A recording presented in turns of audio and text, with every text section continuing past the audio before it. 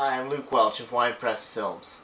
The Kingdom Belongs to Such as These is an internet video series aimed at dealing with 3 issues that we consider to be very important for the life of the church today. These 3 issues are Paedofaith, Paedobaptism, and Paedocommunion. Our first video, entitled My God from My Mother's Womb, is aimed at the question, should the children of believers be treated by default as true believers, unless they prove otherwise as they grow up? The second video, As It Is There Holy, deals with the question, should we baptize our children? The third video, The Whole Community Must Celebrate It, is aimed at the question, what age should a child who is a covenant member begin to participate in the Lord's Supper? If you're interested in a study guide to help facilitate your thinking process, go to winepressfilms.com. In the top left-hand corner of the screen there is a tab labeled Study Guides. This takes you to a page with a study guide for each film. The study guides include the verses that we are reviewing and even some questions that may help you figure out just what you think and whether you think that what we are saying is indeed biblical. We hope that you will check out the Bible first as your authority on the subject. We hope you enjoy our videos. Now, onward with My God from My Mother's Womb, the faith of infants in the covenant community. We hope to show today that the normal biblical expectation of the child born into the covenant community is that they can say, "You have been my God from my mother's womb." Maybe as a Christian, as a parent of infants, you have thought, I have a relationship with God. What is the relationship of my infant child to God? Maybe you've noticed that some Christians baptize their children and you've wondered whether this is a right thing to do. Maybe you are a part of a church that does baptize children and you've said to yourself, what does this mean about our children? That's what this video is about. Volume 1 explores the status of covenant children. It says, we may believe that our covenant children are in fact true believers. We should nourish that faith, we should encourage that faith to grow in the Lord, and we can command them to love the Lord who is already their God with all their heart, soul, and strength. That is an encouraging thought, I hope, and I want to start by looking at a man that we think of as the father of faith, Abraham. Abraham is the beginning of a long story of God calling a people to be his family. Abraham has a covenant made with him. What is a covenant? A covenant is a relationship, a permanent relationship made between God and people.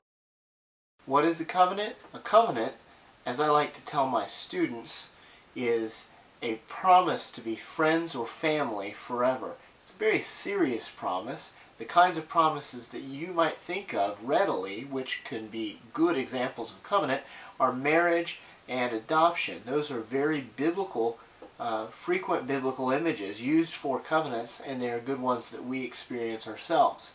God makes a covenant with a people. Those people are Israel, and that continues in the New Testament as the true Israel. The covenant with Abraham becomes the church.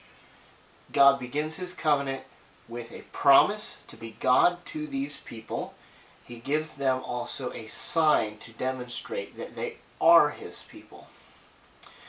In a covenant, we have people becoming united, like a husband and a wife are united, or a parent and an adopted child become united. In this case, God and Israel become united. He is their God and they are his people. And he gives them a token or a demonstrating pledge that they are his people. This sign, as Genesis 17 calls it, or this seal, as Romans 4 calls it, is circumcision. A sign in their flesh. It is the covenant in their flesh. A demonstration of his promise to be their God and that they are in fact his people. Why was this given to them? In Genesis 15, God has promised Abram that he will have descendants and that they will be a blessing to the nations. Abram believes God, and God says he counts it to him as righteousness. We may hear this to mean that God sees Abram's faith and says, yes, you are in a right relationship with me. It doesn't mean Abram's good. It means that God brings a relationship together with people through faith. And in Genesis 17, he gives him a seal.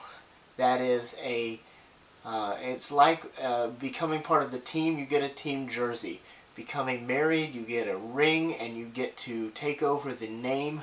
If you're a woman, you take on the name of your husband. God is giving his name to his people, and that name is demonstrated through the sign of circumcision. He is labeling them as his.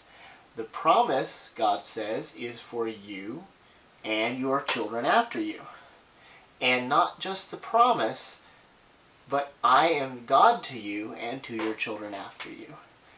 Not just the promise and the fact that the promise of land and of permanent relationship with God is to Abram and his children after him, but also the sign of that right standing with God is given to Abram and to his children. Circumcision is a sign saying that Abram and his children are in a right standing with God, not because of their works, but because of faith. This is exactly what Paul tells us in Romans chapter 4, that circumcision is a seal of righteousness.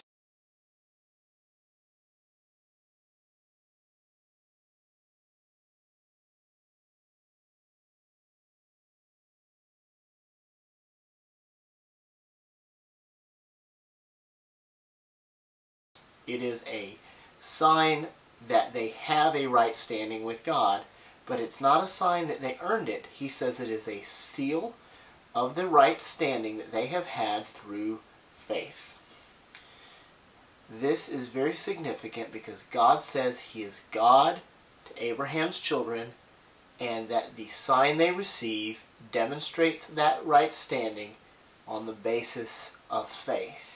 This indicates to us an expectation that the children in the covenant community are righteous, not because of works, but because of faith. It must mean that some kind of version of what they have, even as infants, may be called faith. And this is far from the only place in the Bible that talks about infants this way.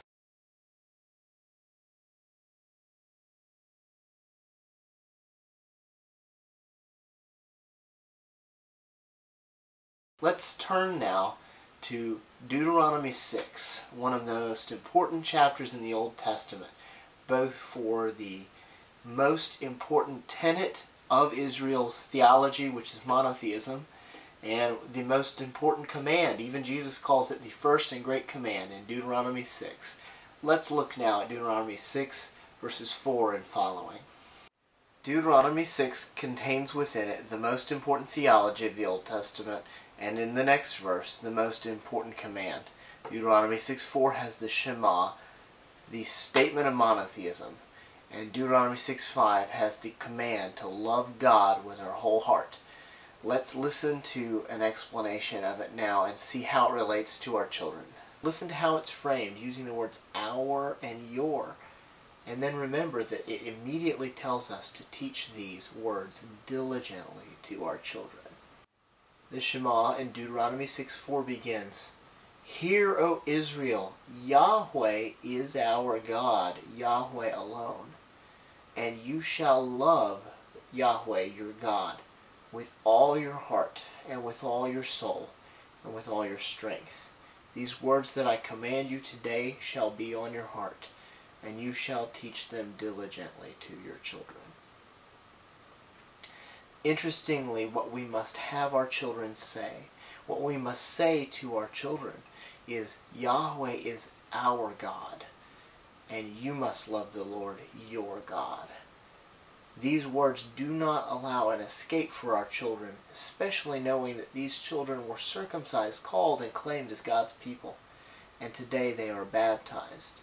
If that's still a question for you, we will get to that in the next video, but I hope to be able to show you that there is already an expectation that the believer speaks to his child as if he already belongs to his God.